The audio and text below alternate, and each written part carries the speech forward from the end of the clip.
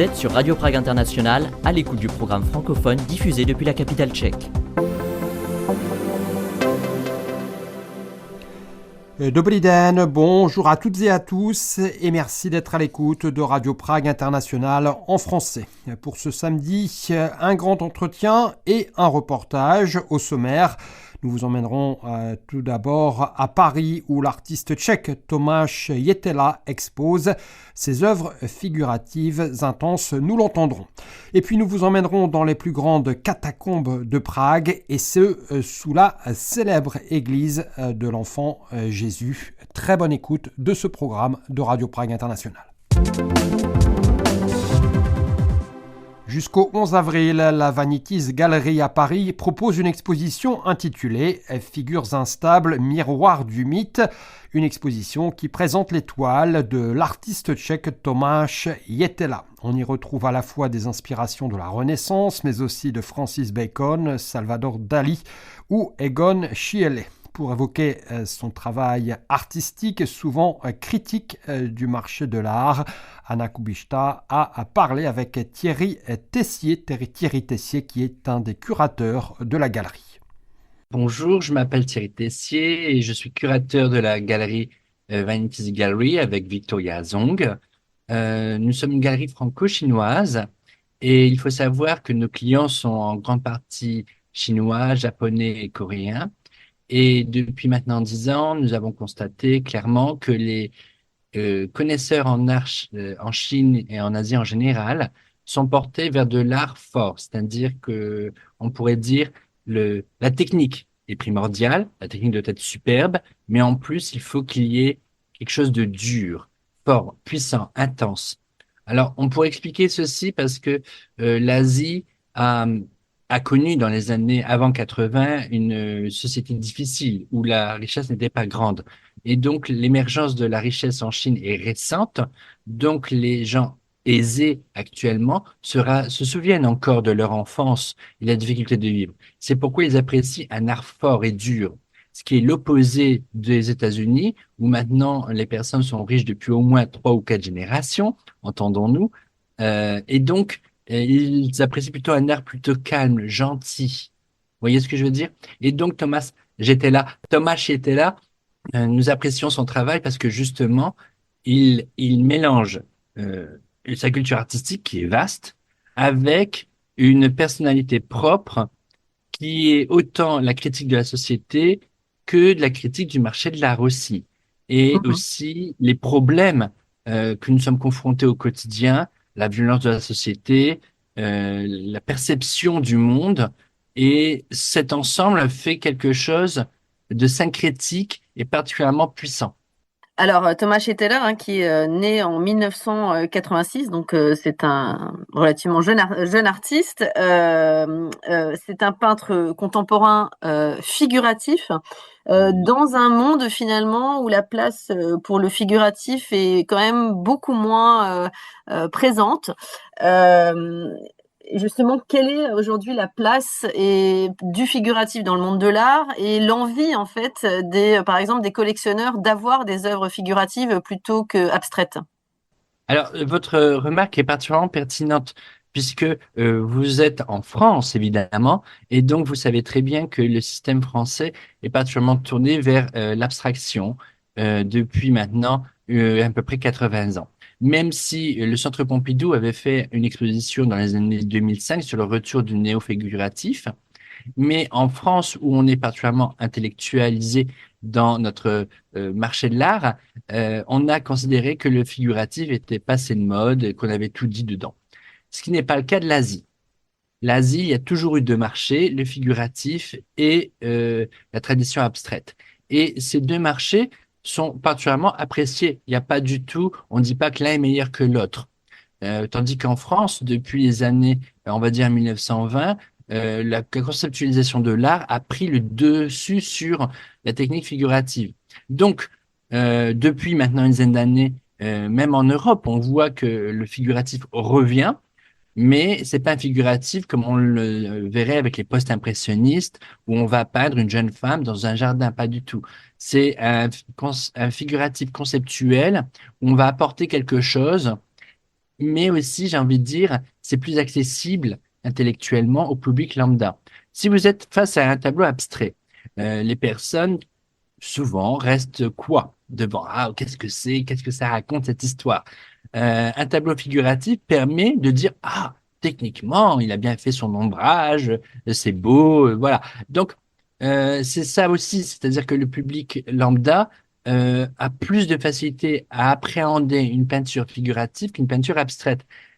Je pense qu'on pourrait faire un parallèle avec la première et seconde école de Fontainebleau au XVIe siècle en France, où ils étaient tellement partis loin dans la conceptualisation qu'il y a eu le néoclassicisme monumental de Louis XIV pour justement contrebalancer cet art trop conceptuel.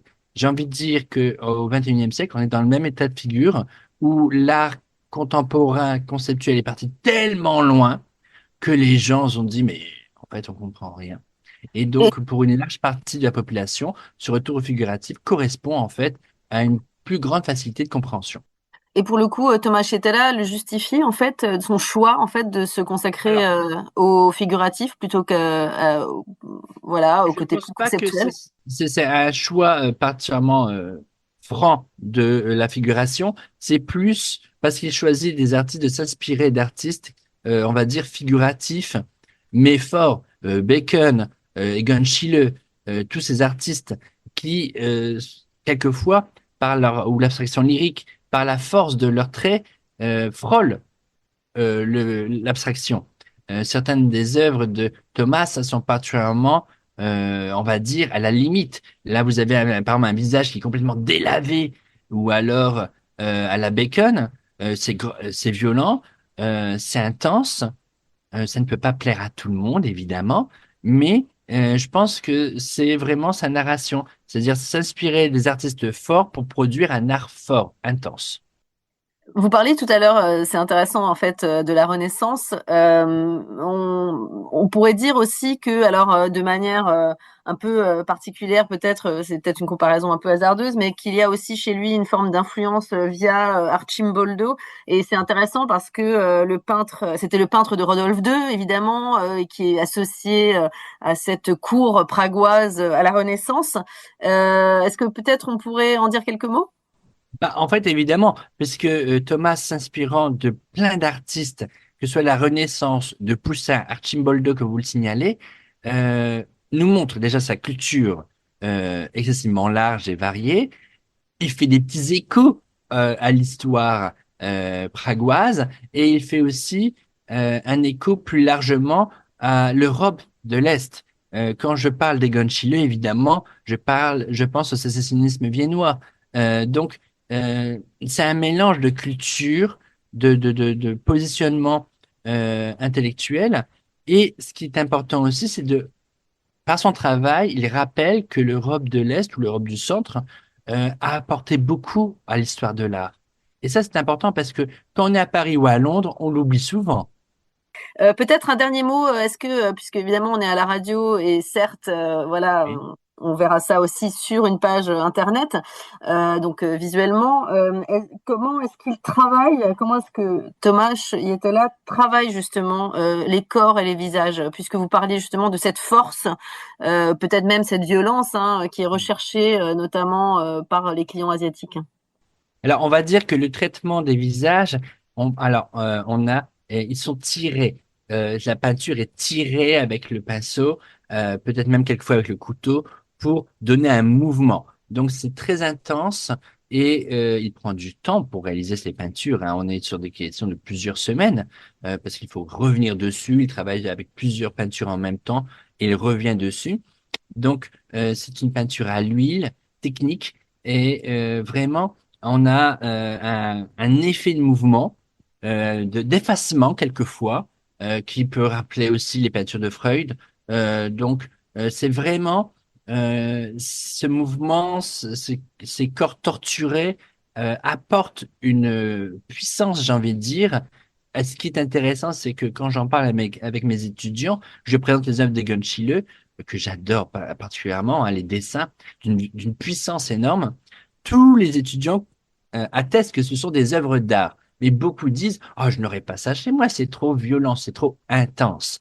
Et là, c'est intéressant puisque Thomas ne peut pas plaire à tout le monde. Ce n'est pas le but. Hein. Il fait des petites critiques, par exemple, sur Rancinon, sur le marché de l'art, qui est complètement dénaturé sur le côté mercantile. Mais personne ne peut dire que ce n'est pas de l'art, parce que sa technique, ses références artistiques sont primordiales et sont vraiment puissantes. Donc, tout le monde verra une exposition où on a des œuvres puissantes et peut-être quelques collectionneurs comprendront l'intérêt de cet artiste qui, même s'il est jeune en 1986, il est né, je vous le rappelle, il a déjà une très belle carrière, plus d'une vingtaine d'expositions, dont une quinzaine solo, ce qui est énorme pour son jeune âge. Et je pense qu'il aura une très belle carrière et qu'il va devenir un grand artiste tchèque. Si une bonne partie des touristes qui viennent à Prague connaissent l'existence de la statuette de l'enfant Jésus dans l'église Sainte-Marie de la Victoire, rares sont ceux, et même parmi les Pragois, à connaître l'existence sous cet édifice des plus grandes catacombes de la ville. Pavel Pola, recteur de l'église, ne fait qu'exceptionnellement visiter ces lieux où de nombreux frères carmes et autres nobles ont trouvé le dernier repos. Pavel Pola a notamment montré ces catacombes aux écrivains Dan Brown et Pierre Lemaître, et cette fois-ci, c'est à Radio Prague International et plus précisément à Alexis Rosenzweig qu'il a ouvert les portes de ce lieu extraordinaire du quartier de Malastrana. Visite.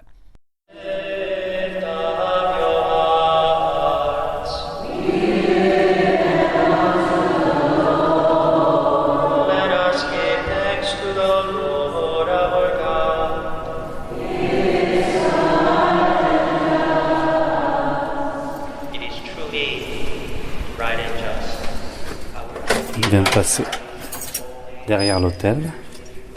Já jsem Pavel Pola, rektor kostela Pražského Jezulátka, Bosí karmelitán. C'est donc par là, c'est cette porte. To jsou ty dveře a tudy se jde. Tudy se jde, ale ještě to není krypta. C'est pas encore la crypte, c'est la première porte. Děkuju, merci.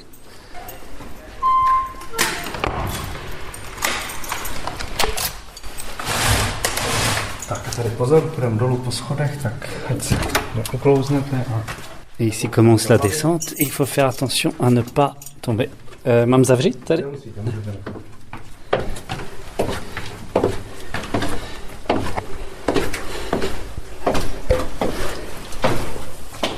Et voici la première salle lorsqu'on descend avec un hôtel aussi. Ano, to je nejstarší část té krypty a v této místnosti tak jsou pohřbeni bratři, bosí karmelitáni. Vidíte vlastně ve zdi zazděné rakve v takových štelářích a vždycky na tom čele je uvedeno, kdo tam je pohřben, takže tam je jméno a nacionále toho. A potom ta krypta byla vlastně zapečetěná, zavřená. Asi o 100 let později ji teda vykradli a pak několikrát opakovaně, ale tyhle hrobky nebyly nikdy otevřeny. Première salle est la salle la plus ancienne, et pour résumer ce que vient de dire le père Pola, ce sont des frères carmélites enterrés ici, avec sur les murs les inscriptions qu'on peut encore voir avec leurs noms, et des tombes qui n'ont jamais été ouvertes malgré les vicissitudes du temps, et notamment quelques cambriolages ici. Frère Carme se říká. Les frères Carme des Chaux. Carme des Chaux. Carmélites sont les sœurs. C'est la rame féminine. Carmélites sont les sœurs, et là ce sont les Carmes des Chaux. Oui. Bossi. Bossi, des Chaux, oui. Vous parlez français aussi? Ah, un petit peu, oui. Ah, on peut faire en français alors. Ah, ce serait un peu difficile, mais... Alors après la salle la plus ancienne, on continue. Oui, cette petite salle est aussi pour les frères, alors c'est la même comme la première. Et après on entre dans la plus nouveau part. C'est-à-dire que ça a été rénové ici déjà? Pas rénové, mais pas beaucoup rénové, mais ça a été fait en étapes. une après l'autre. Et cette part, le reste de la crypte, servait pour les gens normaux, on peut dire, laïcs. Ça pouvait être les donateurs de l'église ou les gens qui s'en étaient connectés avec l'église, avec les carmes. Et ces deux parties étaient séparées, c'est-à-dire que ce qu'on voit là... Au début, c'était séparé. Nous allons voir les salles à côté. Et on avait les tombes séparées et après, on a fait cette couloir central qui a connecté tous. Ce qui rend ces catacombes les plus grandes de Prague aujourd'hui? Oui, je pense, oui, ça devrait être le plus grand, oui. C'est très impressionnant. Et vous pouvez voir aussi les momies, on peut dire comme ça. Ce sont les momies naturelles qui ont été conservées par le sèche vent, on peut dire. Par l'air. Par l'air, oui. Là on voit deux cercueils qui sont... Trois, il y a trois. Et il y en a un qui a un espace un peu plus loin et qui sont transparents, c'est peut-être du plexiglas, et donc il y a des corps momifiés à l'intérieur. Oui. Et aussi, Et on sait qui c'est? Non, on ne sait pas. On sait qui a été sépelé ici, mais on ne pouvait pas identifier avec certitude le corps. Ici, vous voyez les cercueils comme ils ne sont pas l'original, mais en cette manière, on s'appelait ici. On ne le couvrait pas. Et on n'a pas couvert les cercueils avec la terre. On l'a laissé comme ça, et parce que nous sommes déjà sous la terre, oui. Et on voit des cercueils de petite taille, donc on suppose des enfants. Oui, il y a aussi des enfants qui aussi mouraient. Oui. Et de ce côté-là, ce sont plutôt alors des personnes avec un statut social important? Ici, oui, on a fait la recherche récemment, le musée national ou le musée du Prague, je ne sais pas exactement, et on a fait aussi le röntgen, X-ray, radio examination, et on a beaucoup d'informations maintenant, mais je ne suis pas spécialiste sur ça. D'accord, parce qu'on a dit qu'il y avait des chevaliers, alors des prêtres évidemment, mais aussi des chevaliers et des nobles. Bon, ici, les chevaliers, les nobles, oui, et aussi les gens plus simples. Et on peut voir cette tombe-là, c'est la tombe de Febronie de Bernstein, qui a été cousine de Polyxena de Lobkowicz, qui, vous connaissez, c'est la femme qui a donné l'enfant Jésus à cette église, à Karm. De la grande famille Lobkowicz. Et donc, celui dont vous parlez, c'est un cercueil très ancien et en pierre. En pierre, et il n'était pas ouvert. Avec deux crânes dessus. Oui, ce n'est pas original, mais ce sont déposés comme ça. Mais des crânes qui étaient ici, dans les catacombes. Parce que vous voyez maintenant que les catacombes sont vides. Le reste des catacombes est vide parce que quand on est venu dans les années 90, on a trouvé tout en état horrible. C'était très humide avec les plíseň, houby, moisi, etc. Et on devait la purifier. Et alors les cercueils ont été portés. Les restes, les ossements sont été sépelés ici dans une chambre en miret. Et le bois, etc., les autres choses ont été portées via. Parce que vous parlez du début des années 90, donc après la restitution à l'ordre des Chauds, et avant, qui s'occupait ici de ces catacombes? Alors, dans 1784, les carmes de chaux ont laissé, sont étaient expulsés par l'empereur Joseph II, et il a confié cette église à Ordre de Malte, chevalier de Malte. Alors, ils étaient ici jusqu'à 1950, parce que 1950, c'était le régime communiste qui a bloqué, qui a supprimé tous les ordres. Et donc, sous le régime communiste, c'était resté en l'état, personne n'y touchait. Malheureusement non, parce que c'était ouvert déjà, et je connais des racontes des gens que beaucoup des écoles venaient ici pour les excursions. Ah, on organisait des excursions ici? Pas organisées officiellement, mais ils venaient et ils supportaient les ossements comme ça. J'ai entendu dire comme ça. Et parce qu'il y avait seulement un prêtre qui gardait l'église, pas l'ordre. Alors qu'on a entendu un petit peu, et il y a une messe en ce moment dans l'église? Au-dessus de nous, il y a une messe. C'est pas trop... pas très profond? Très profond, oui. Nous sommes déjà seulement 30 cm de cette mur qui nous sépare de l'église. Et cet escalier servait pendant le funérail.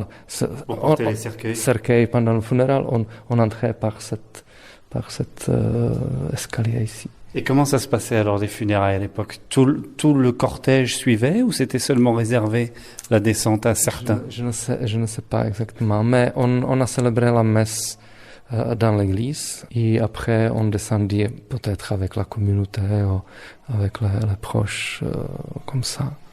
Et alors depuis que ça a été assaini, quel a été le projet? En fait, on veut laisser en l'état ou est-ce qu'il y a d'autres projets pour ces catacombes? Nous avions le projet de les ouvrir pour les gens, mais pour le public, mais les památkáři, les surveillance de l'Office du patrimoine n'était pas d'accord. Alors, on ne pouvait pas le faire. Nous voulions l'ouvrir de parc nouveau qui a été construit devant l'église, en bas. Et parce qu'on est maintenant sur le plan de Karmelitská. Au niveau de la rue. Au niveau de la rue, oui. Mais ça non plus, le projet n'a pas plu. Non, parce que projet, il y a projet, mais cette surveillance ne veut pas absolument que nous l'ouvrions pour le public. Parce que ça veut dire faire un trou du côté de la rue et les protecteurs du patrimoine ils sont opposés. Ils sont opposés, oui, contre tout changement en principe. Et mais en Rome, autre part, on le fait en manière très très honnête, très de manière responsable. Responsable, oui. Alors je pense que ce serait possible, mais maintenant, pour le moment, et là, non. Alors, mais ça attire des gens et des écrivains ici, puisque je pense que vous avez reçu l'écrivain français Pierre Lemaître et Dan Brown. D'ailleurs, je croyais que Dan Brown allait mettre... Et d'ailleurs, je pensais que Dan Brown allait le mettre dans son nouveau livre qui vient de sortir et qui parle de Prague, mais finalement, ces catacombes les plus grandes de Prague ne sont pas dans son livre. Ah bon. Alors, ce sera un autre livre. Et qu'est-ce qu'il en a dit alors, Dan Brown, quand il est venu ici? Je l'ai dit toutes les choses secrètes, alors... Des faux? Des faux. Non, mais il était sympa, c'était très belle visite, mais il y a déjà 4 ans, peut-être, combien. Et il s'est intéressé de beaucoup de choses. Qu'est-ce que l'enfant Jésus, qu'est-ce qu'il y a dedans de pommes qu'il tient dans la main gauche. Nous venons d'arriver ici dans ce qui semble être la dernière salle. C'est la dernière part. Et ici, ça servait pour les gens pauvres. On s'appelait Anter. On enterrait. Enterré, oui. Alors, au-dessus de nous, il y a des corps. Je vais faire attention où je marche quand même. Oui. Et ici, c'est la fin de l'église aussi. C'est l'entrée. Ça veut dire que dans cette pièce, il n'y avait pas d'amas d'ossements, que tout était ici sous terre. Oui. Qu'est-ce qui vous impressionne le plus quand vous venez ici, vous n'êtes plus du tout impressionné? Mais si, c'est... Bon, c'est le calme. Et je ne suis pas effrayé ici. Je me sens, je me sens accueilli et je dis quelquefois qu'il y a quelques places libres encore. Alors, je suis prêt. Vous êtes volontaire? Oui. Et ça, ce sont... Alors, on descend encore quelques marches. Et il semble qu'il y a des restes de cercueils. C'est des beaux restes, d'ailleurs. Oui, c'est quelques restes, mais je ne sais pas les particuliers de quoi. On voit quand même que c'était du beau travail, du beau bois et de la belle forge. Ici, vous pouvez voir oui, comme a été fait le cercueil. Bon, c'est plutôt une décoration, je crois. Et donc là, vous avez fait identifier aussi ces corps qui sont dans les cercueils?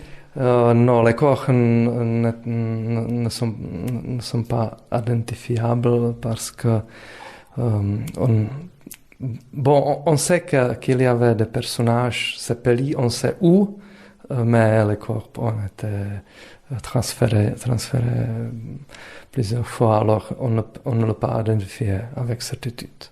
Et si Dan Brown n'écrit pas de livre sur cette partie qui mérite pourtant franchement de Prague, c'est vous qui allez vous en occuper? Bien sûr. Ah, ici, il y a encore une salle obscure. Ah oui, c'est un couloir secret, je croyais que vous ne le voyez pas. Ah, si, on le voit. Ça termine ici. Ce qui ici permet d'arriver jusqu'au château de Prague par le souterrain sous la colline. Oui, maman, ne le dites pas, s'il vous plaît. Ce sera gardé très secret. Mais cela dit, ça continuait avant que ce soit fermé ici? Il y a le mur, le fondement du mur de l'église. Alors, c'est assez grand, plus qu'1 mètre. Merci beaucoup pour cette visite. Avec plaisir.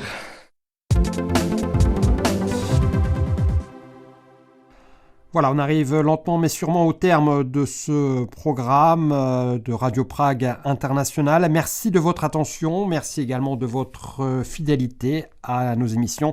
Il ne nous reste plus qu'à vous souhaiter un excellent week-end et puis peut-être dès demain, dès dimanche, à l'écoute avec notre habituelle rubrique musicale consacrée à la musique tchèque. Voilà, très bon week-end donc, ahoj et de nouveau à l'écoute de Radio Prague International en français. Bon week-end.